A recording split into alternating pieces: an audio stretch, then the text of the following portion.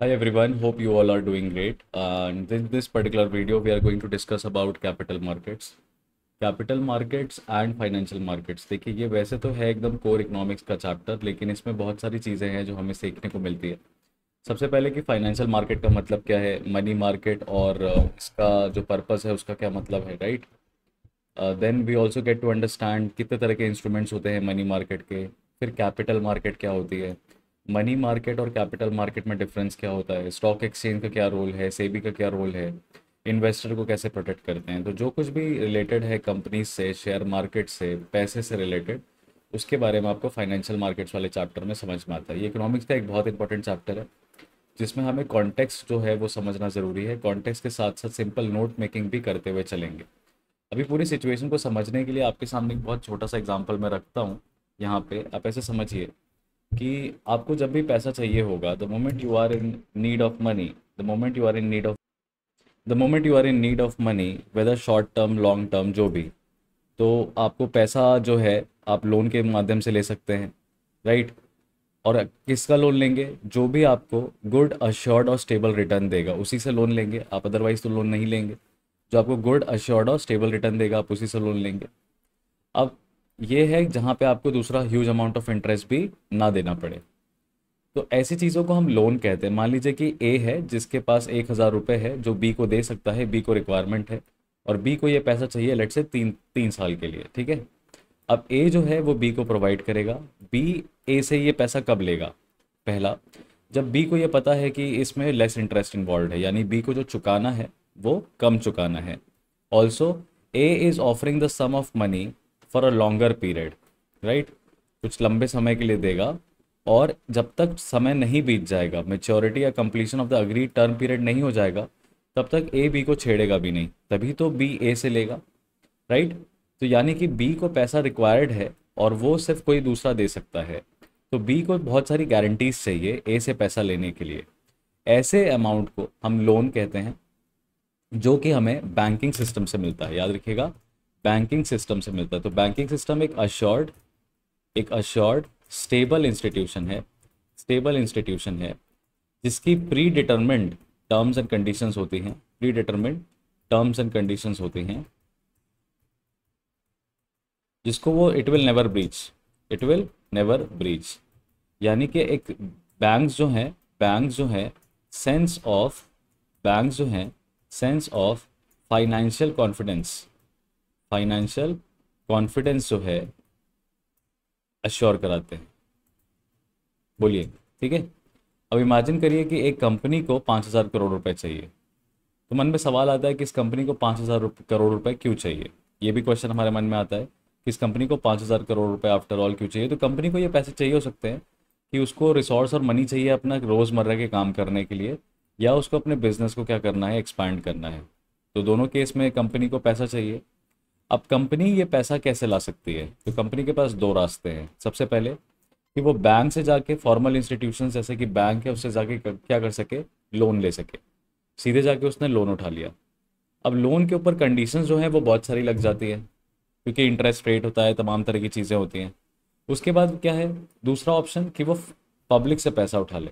जब वो पब्लिक से पैसा उठाता है तो उसी पर्टिकुलर चीज़ को क्या कहा जाता है, पब्लिक से जब वो पैसा उठाता है तो उसी पर्टिकुलर चीज़ को कहते हैं फाइनेंशियल मार्केट्स।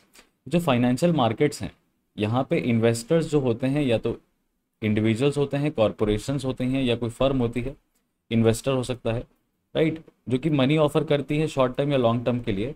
लेकिन इनका एक ही चीज़ है, स्टेबल या गारंटीड रिटर्न, और इसी को हम कहते हैं इशुएंस ऑफ सिक्योरिटीज़। तो टर्म चेंज हो जाता है, लोन और सिक्योरिटी में बस डिफरेंस यही हो जाता है कि लोन जो है वो बैंक प्रोवाइड करती है और इशुएंस ऑफ सिक्योरिटीज़ जो है वो पब्लिक प्रोवाइड करती है, राइट। अब उसी के कॉन्टेक्स्ट में अलग अलग तरीके से जो सिक्योरिटीज़ ली जाती हैं उनको कहा जाता है यहाँ पे अलग अलग बातें। देखिए यहाँ पे ये है कि आइडिया सेलुलर ने fifth largest operator in the country जो है, राइट, ये आदित्य बिरला ग्रुप का fifth largest flagship telecom venture है, और has decided to enter the capital market to raise between rupees 1,700, 1,700 रुपये से लेके 1,700 से 2,000 करोड़ रुपए उसको मार्केट से अगर चाहिए, तो कंपनी ने मॉर्गन स्टैनली को अपॉइंट किया। और ऐसी चीज़ को जब कंपनी मार्केट से पैसा उठाए तो उसको कहते हैं initial public offer. We call it initial public offer, IPO. Initial public offer, right. SEBI norms के हिसाब से मिनिमम फ्लोट साइज जो है 10% हो सकता है। ये सब पूरी इन्फॉर्मेशन आपको दी हुई है कि कंपनीज जो हैं ऐसा करती रहती हैं। तो यहीं पे आपको बताएगा कि बिजनेस को फाइनेंस की ज़रूरत होती है। Entrepreneur makes the decision to start it, right. Finance के दो रिक्वायरमेंट हो सकते हैं, एक वर्किंग कैपिटल होता है, एक उसका वर्किंग कैपिटल होता है जो कि कंपनी को पैसा चाहिए अपना हर रोज़मर्रा का काम करने के लिए, राइट। और दूसरा जैसे कि रिक्वायरमेंट सच एज पेमेंट, आपको यहाँ पे दिखाई देगा payment for raw materials and salaries to all its employees. तो ये किस में आ जाता है, ये वर्किंग कैपिटल में आ जाता है। दूसरा उसका जो खर्चा है वो है फिक्स्ड कैपिटल का, जो सेकंड खर्चा है उसका वो है फिक्स्ड कैपिटल का। फिक्स्ड कैपिटल में क्या है, जहाँ पे वो मशीनरी और बिल्डिंग को एक्सपैंड, यानी कि फिक्स्ड कैपिटल प्रोडक्शन एक्टिविटी को, फिक्स्ड कैपिटल प्रोडक्शन एक्टिविटी के एक्सपेंशन के लिए चाहिए रहता है, राइट। तो ऑब्वियसली वर्किंग कैपिटल का जो अमाउंट है वो उतना ज़्यादा नहीं रहता है, फिक्स कैपिटल का तो ज़्यादा ही रहता है। यहाँ से अब हमें एक फेयर पिक्चर समझ में आती है कि कंपनी को पैसा क्यों चाहिए। तो जब कंपनी को पैसा चाहिए होता है तो इस सिस्टम को हम पूरा क्या कह देते हैं, this particular entire system is called as capital market का सिस्टम। समझ गए आप, कहीं से भी कैपिटल्स की नीड जो है वो जनरेट हो रही हो। अब कैपिटल मार्केट दो तरीके की हो सकती है, एक जहाँ पे वर्किंग कैपिटल चाहिए, दूसरा जहाँ पे फिक्स्ड कैपिटल चाहिए, राइट। इसीलिए इसका टर्म जो दिया जाता है वो इनिशियल पब्लिक ऑफर दिया जाता है। And capital markets which you come across in the example of Idea Cellular business can raise these funds from various sources and in different ways. और जहाँ से पैसा रेज करते हैं हम उसको फाइनेंशियल मार्केट कहते हैं, राइट। तो फाइनेंशियल मार्केट की बात करें तो business is part of an economic system that consist of two main sectors. एक है हाउस होल्ड्स, जो प्रिजम्पशन है कि घर पैसा बचाता है, और बिजनेस फर्म्स जो पैसा इन्वेस्ट करता है, यही फर्म्स को। तो यानी कि जो एक इंडिविजुअल है जिसका बैंक अकाउंट है, एक कोई इंडिविजुअल है जिसका अपना क्या है, बैंक अकाउंट है, वो कब सीन में आ रहा है, वो तब सीन में आ रहा है जब उसका जो सेविंग्स है, उसकी जो सेविंग्स है, राइट, वो किसी कंपनी में इन्वेस्टमेंट के रूप में जा रही है। यानी कि एक चीज़ हमें ये पता चलती है कि अगर किसी कंट्री में, अगर किसी कंट्री में ए में अगर लोगों के अंदर सेविंग टेंडेंसी ज़्यादा है तो अपॉर्चुनिटीज़ क्या होंगी, अपॉर्चुनिटीज़ फॉर फाइनेंशियल मार्केट्स, बोलिए अपॉर्चुनिटीज़ फॉर फाइनेंशियल मार्केट्स क्या होगा, वो होगा बढ़ा। जितना ज़्यादा कंट्री ए में सेविंग होगा उतना ही ज़्यादा तो इन्वेस्टमेंट हो सकता है।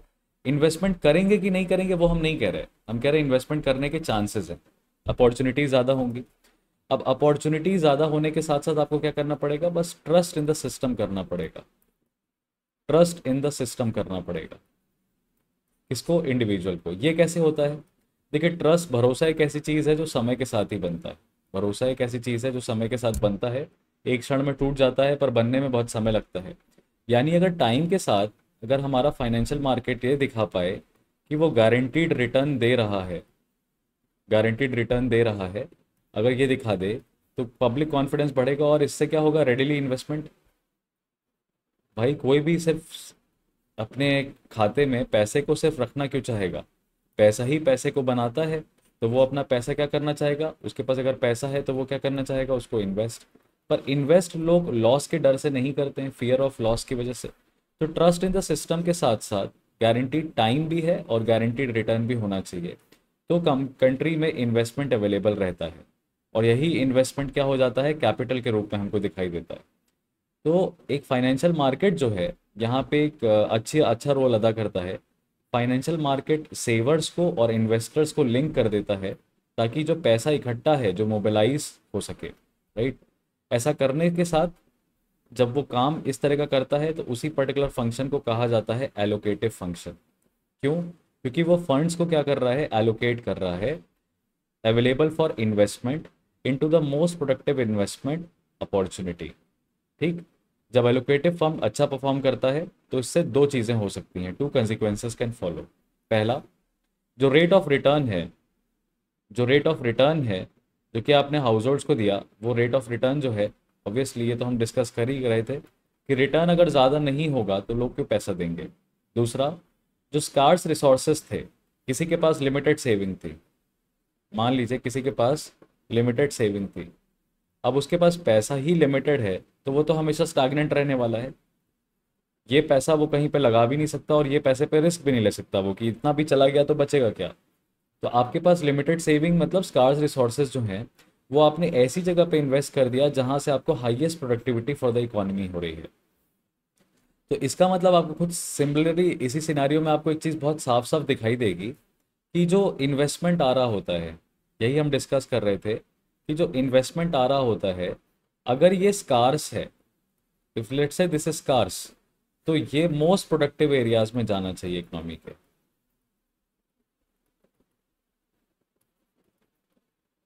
मोस्ट प्रोडक्टिव एरियाज यानी बिजनेस जो है, बिजनेसेस, अब आप समझिएगा बात को, क्योंकि आपके यहाँ पे स्कार्स रिसोर्स है ऑलरेडी, आप मार्केट से बहुत ज़्यादा पैसा नहीं उठा सकते, तो बिजनेसेस जो हैं वो कंसिस्टेंट प्रेशर में रहेंगे। बिजनेसेस जो हैं वो कंसिस्टेंट प्रेशर में रहते हैं, क्या करने के लिए, टू परफॉर्म वेल।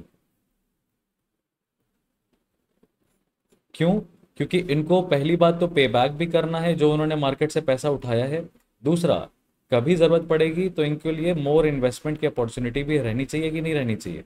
तो इनको हमेशा क्या करना पड़ेगा, कॉन्फिडेंस बढ़ाना पड़ेगा, मार्केट का कॉन्फिडेंस ऑफ सिस्टम जो है कम बिजनेस को बनाना पड़ेगा।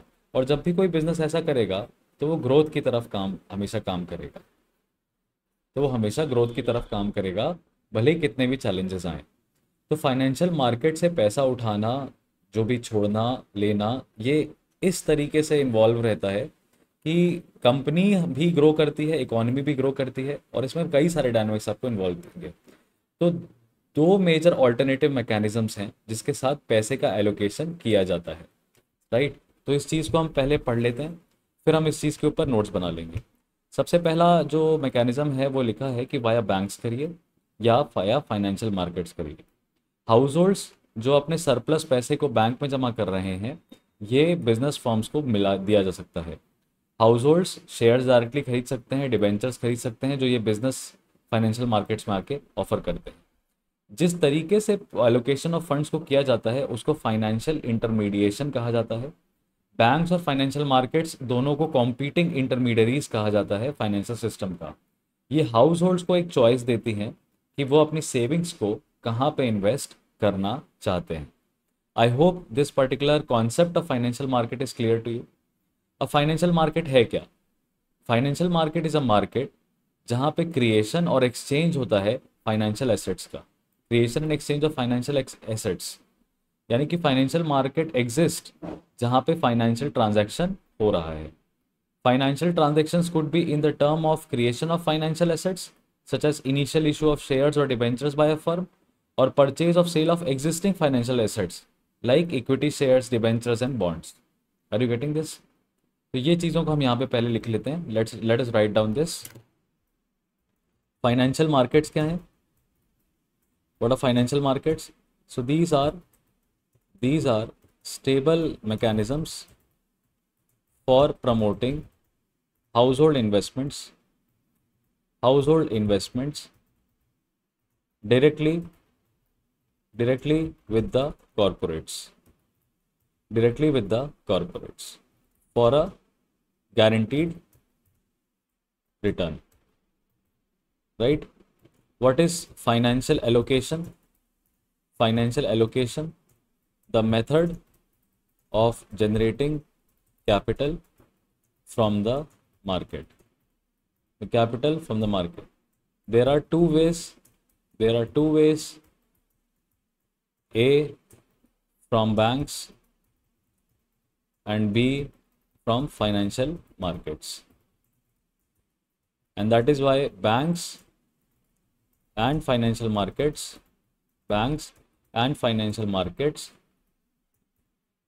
are called as competing intermediaries. competing क्या होता है? competing intermediaries, ठीक है, तभी इनको क्या कहते हैं? competing intermediaries। यानी दोनों जो हैं वो एक ही काम कर रहे हैं लेकिन अलग अलग तरीके से कर रहे हैं। ठीक है, moving to the next part. Functions क्या है फाइनेंशियल मार्केट के? अब फंक्शंस तो हमें बहुत ज़्यादा एकदम डिटेल में नहीं करना चाहिए, लेकिन आप यहाँ पे पहले क्लासिफिकेशन ऑफ फाइनेंशियल मार्केट को देख लीजिए। सबसे पहले तो यही समझना है कि फाइनेंशियल मार्केट जो है दो तरह की होती है। तो हम यहाँ पे लिखेंगे फाइनेंशियल मार्केट। फाइनेंशियल मार्केट के टाइप्स में बात करें तो there are two types of financial market. There are two types of financial market. A, first is called as the capital market and capital market, and the other one is called as the money market. Capital market and money market, the only difference between capital market is the capital market is long term one and the money market is a short term one. The money market is a short term one, right? उसके बाद आप दिखाई देगा आपको capital market में कई तरह के मार्केट्स हैं जो कि आप देख सकते हैं यहाँ पे। Debt market, equity market, debt market, equity market. तो प्राइमरी एंड सेकेंडरी कैपिटल दो तरीके से है, प्राइमरी और सेकेंडरी।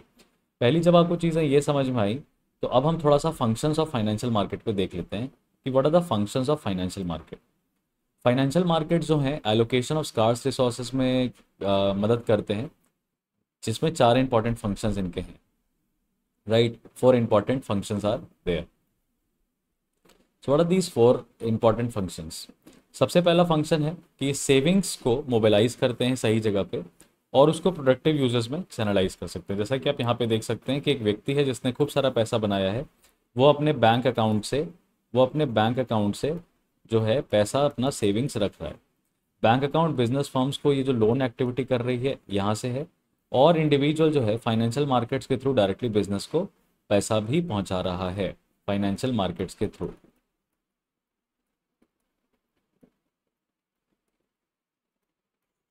ठीक है, अब इसीलिए फाइनेंशियल मार्केट्स की रेगुलेटरी बॉडी सेबी हो जाती है और इस साइड पे आपको रिजर्व बैंक ऑफ इंडिया दिखाई देंगे। तो आपको 2 रेगुलेटरी बॉडीज जो हैं, देयर आर 2 रेगुलेटरी बॉडीज जिनका अलग अलग फंक्शन अलग अलग जगह पे है, जो कि एक पैरेलल से सेपरेटेड है। और पैरेलल पे कौन खड़ा है? आप। पैरेलल पे खड़े हो आप, तो ये आपको समझना पड़ेगा। दूसरा, price discovery.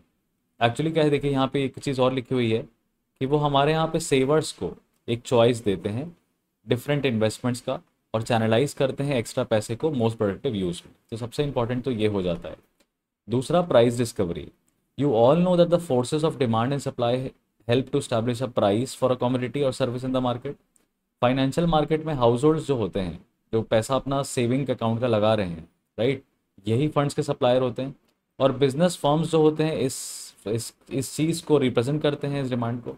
The interaction between them helps to establish a price for the financial asset which is being traded in that particular market. यानी कि प्राइस स्टेबिलिटी के लिए भी डायरेक्ट रोल नहीं होता है प्राइसेस पे हाउस होल्ड इन्वेस्टमेंट्स का, प्राइसेस ऑफ प्रोडक्ट पे हाउस होल्ड इन्वेस्टमेंट्स का। हाउस होल्ड इन्वेस्टमेंट्स का जो होने की वजह से प्राइसेस ऑफ प्रोडक्ट क्या होते हैं? कंट्रोल्ड होते हैं। प्राइसेस ऑफ प्रोडक्ट क्या हैं? कंट्रोल होते हैं। तो कहीं ना कहीं प्राइस डिस्कवरी, जो भी प्राइसेस ऑफ प्रोडक्ट हैं उनको डिसाइड करने में और आपको ऐसे समझ में आएगा कि इन्फ्लेशन के दौरान भी ये सारी चीज़ें एक्टिव हो जाती होंगी, क्योंकि इन्फ्लेशन तभी आता है जब सप्लाई क्या हो जाए, जब या तो सप्लाई कम हो जाए, जब या तो डिमांड कम हो जाए। ठीक है, इसी को कहते हैं इन्फ्लेशन। प्राइस और general trends in the increase in the prices of the products. तीसरा, ये फाइनेंशियल एसेट्स के लिए लिक्विडिटी देता है। फाइनेंशियल मार्केट्स जो हैं वो इजी परचेज सेल पे बिलीव करती हैं। ऐसा करने के साथ साथ हमेशा क्या रहती है, उनके पास लिक्विडिटी यानी पैसा अवेलेबल रहता है, ताकि वो कैश में तुरंत कन्वर्ट कर सकें जब भी रिक्वायर्ड है।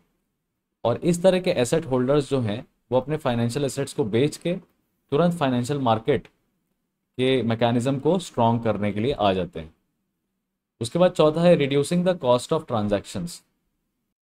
And now we have reducing the cost of transactions also. Financial markets जो हैं वो सिक्योरिटीज़ के बारे में वैल्यूएबल इंफॉर्मेशन देते हैं जिनको ट्रेड किया जाएगा, राइट, जिससे हमारा टाइम, एफर्ट और काफ़ी कुछ जो है वो बचता है। That both buyers and sellers of a financial asset would have to otherwise spend to try and find each other, right?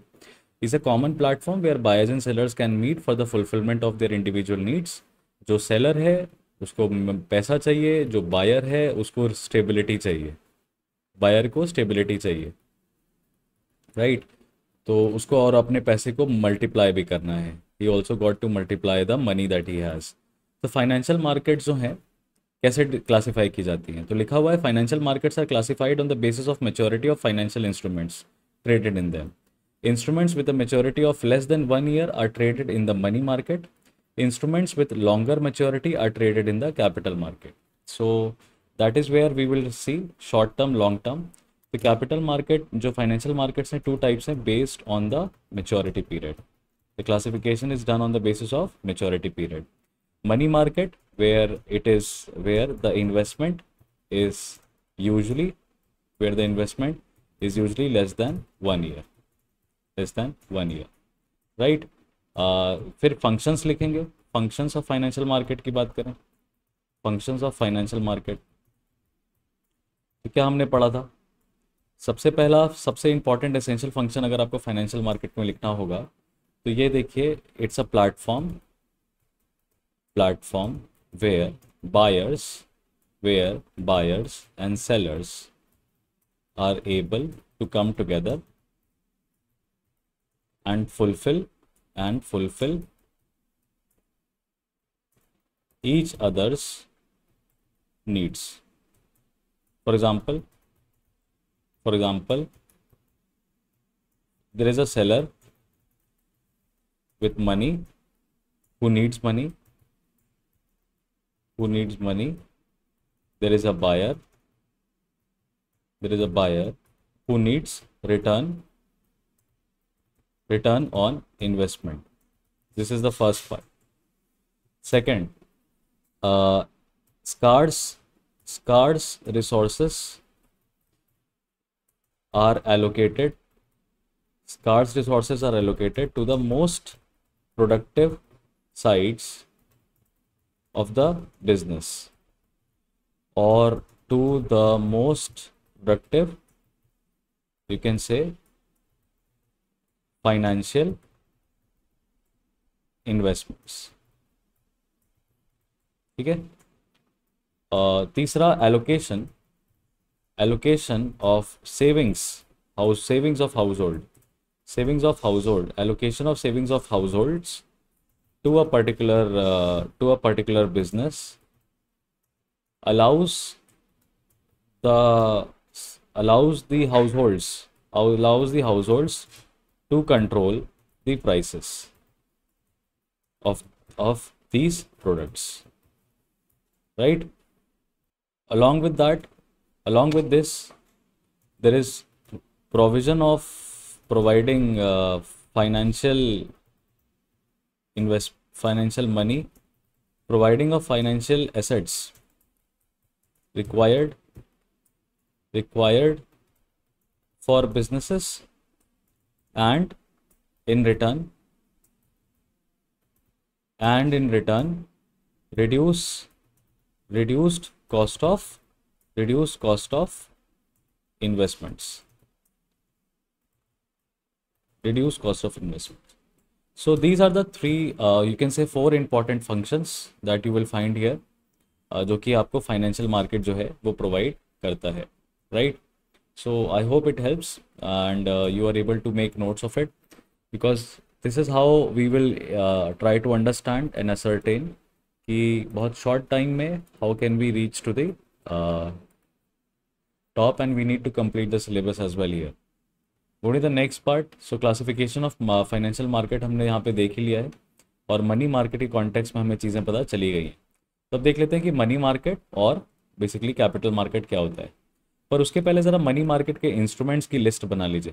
पहला है ट्रेजरी बिल, दूसरा है कॉमर्शियल पेपर, तीसरा है आपको कॉल मनी, और चौथा है यहाँ पे आपको दिखाई देगा certificate of deposit and commercial bill.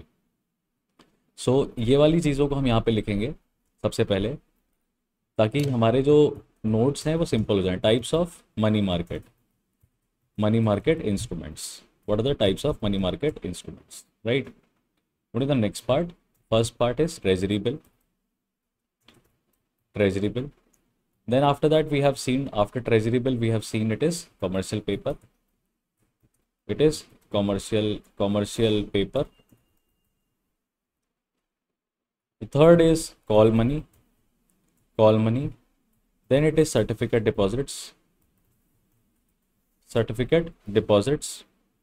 Certificate of deposits, right? Certificate of deposits. Bills. Commercial bills. Commercial bills. So these are the types of money market instruments that we usually get to see here. Treasury bill, commercial paper, call money, certificate of deposits. And in this, we need to understand what are the key differences between all of them, what are the key differences between all of them, and what is the usage of all of them. So moving to this part, we will come to this part later.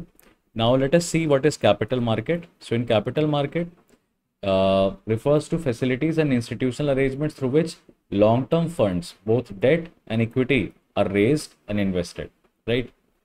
It consists of series of channels through which savings of the community are made available for industrial and commercial enterprises and for usually the public in general. ये savings को most productive use की तरफ लेके जाते हैं और इससे development of economy भी, ग्रोथ और डेवलपमेंट ऑफ इकोनॉमी भी होती है. तो कैपिटल मार्केट में डेवलपमेंट बैंक्स होते हैं, कॉमर्शियल बैंक्स होते हैं और स्टॉक एक्सचेंजेस होते हैं, जो कि आपको वहाँ पे अभी पहले आपको नहीं दिखाई देंगे, राइट. आइडियल कैपिटल मार्केट वो है जहाँ पे फाइनेंस रीजनेबल कॉस्ट पे हो और इकोनॉमिक डेवलपमेंट जो है वो वेल फंक्शनड कैपिटल मार्केट के थ्रू ही होता है. यानी कि कैपिटल मार्केट का रोल जो है वो इकोनॉमिक डेवलपमेंट में यूज़ बहुत ज़्यादा है, ये आपको दिखाई देगा. फिर इसके बाद कैपिटल मार्केट और मनी मार्केट के बीच में क्या डिफरेंस होता है वो एक इम्पॉर्टेंट एरिया है. और उसके बाद यहाँ पे आपको दिखाई देगा कि जो मार्केट्स हैं, राइट, प्राइमरी मार्केट जिसमें मेथड ऑफ फ्लोटेशन है और दूसरा आपको दिखाई देगा सेकेंडरी मार्केट, स्टॉक एक्सचेंज. तो प्राइमरी मार्केट और स्टॉक सेकेंडरी मार्केट में यहाँ पे आपको डिफरेंस दिखाई देगा. और फिर स्टॉक एक्सचेंज के ऊपर आपको पूरा यहाँ पे history of stock market in India से स्टार्ट होता है और पूरा आपको स्टॉक मार्केट पे समझाएगा. फिर किस तरीके से ट्रेडिंग और सेटलमेंट प्रोसीजर होता है, राइट, ये आपको बताएगा. Open outcry system, securities were bought and sold on the floor of the stock exchange. और उसके बाद अब पूरा सिस्टम जो है वो कैसे चेंज हो गया है और what are the steps in trading and settlement procedure. ये T+2 बेसिक साइकिल क्या होता है, T+1 क्या होता है, इसके बारे में आपको यहाँ पे देखने को मिलेगा, राइट. तो ब्रोकर का काम क्या रहता है, इन्वेस्टर का काम क्या रहता है, डीमेटलाइजेशन एंड डिपॉजिटरीज क्या होती हैं. अगर आपको ये सारी चीज़ें, डीमैट अकाउंट कैसे काम करता है, अगर आपको ये सारी चीज़ें पता चल जाती हैं तो बहुत सारा आपका जो इकोनॉमिक्स है वो ईजी हो जाता है. और फिर नेशनल स्टॉक एक्सचेंज और उसका ऑब्जेक्टिव क्या है और स्टॉक मार्केट इंडेक्स क्या शो करता है, ये बैरोमीटर है मार्केट बिहेवियर का, कैसे पूरे मार्केट सेंटिमेंट को दर्शाता है, ये कैसे, ये सभी के बारे में यहाँ पे पूरा चैप्टर जो है दिखाई देगा आपको. Over the counter exchange of India OTCEI और नेशनल स्टॉक एक्सचेंज, दो चीज़ों के बारे में आपको यहाँ पे पता चलेगा, right. And then we have also Bombay stock exchange which was established in 1835. It is also the Asia's first stock exchange. ये फर्स्ट स्टॉक एक्सचेंज है जिसको कि सिक्योरिटीज कॉन्ट्रैक्ट रेगुलेशन एक्ट 1956 के अंदर रिकग्निशन दिया गया था, right. It is known as BSE limited, जब लेकिन इसको स्टैब्लिश किया गया था native share stock brokers association in 1875. ये आपको यहाँ पे पता चलेगा. फिर आपको सेबी के बारे में यहाँ पे बताया है, जो कि गवर्नमेंट ऑफ इंडिया ने 12 अप्रैल 1988 को एक इंटरिम एडमिनिस्ट्रेशन की तरह स्टैब्लिश किया था. 12 अप्रैल 1988 को एक इंटरिम एडमिनिस्ट्रेटिव बॉडी थी जो कि ऑर्डरली और healthy growth of security market और इन्वेस्टर को प्रोटेक्ट करती थी, राइट. ये पूरा का पूरा मिनिस्ट्री ऑफ फाइनेंस के अंदर था, लेकिन इसको फिर बाद में स्टैट्यूटरी बॉडी बना दी गई 30 जनवरी 1992 को एक ऑर्डिनेंस के माध्यम से. ऑर्डिनेंस को पार्लियामेंट का एक्ट बना दिया गया. Securities and exchange board of India act 1992 के नाम से ये जाना जाता है. और इसका पर्पज़ और रोल जो है वो हमें देखना है यहाँ पे, क्या ऑब्जेक्टिव्स हैं और किस तरीके से ये सेबी जो है वो काम करती है. तो ये पूरा चैप्टर आपको दिखाई देगा जहाँ पे आपने देखा फाइनेंशियल मार्केट क्या है, मनी मार्केट क्या है, right. Then you will also find capital market क्या है। उसमें भी प्राइमरी मार्केट होती है और एक सेकेंडरी मार्केट होती है। फिर आपको स्टॉक एक्सचेंजेस के बारे में आएगा। तो अभी इस पर्टिकुलर लेक्चर के सेकेंड पार्ट के ऊपर अब हम काम करेंगे, जहाँ पे हम मनी मार्केट से स्टार्ट करेंगे और मनी मार्केट और कैपिटल मार्केट को एक साथ कवर करेंगे in the second part of the video. To watch that please subscribe to the channel and do tell me in the comment section. और धीरे धीरे आपको पूरा जो आपका फाइनेंशियल मार्केट वाला चैप्टर है वो 3 हिस्से में तोड़ के पूरा चैप्टर आपको समझा दिया जाएगा शॉर्ट में। Thank you so much. I will see you guys in the next.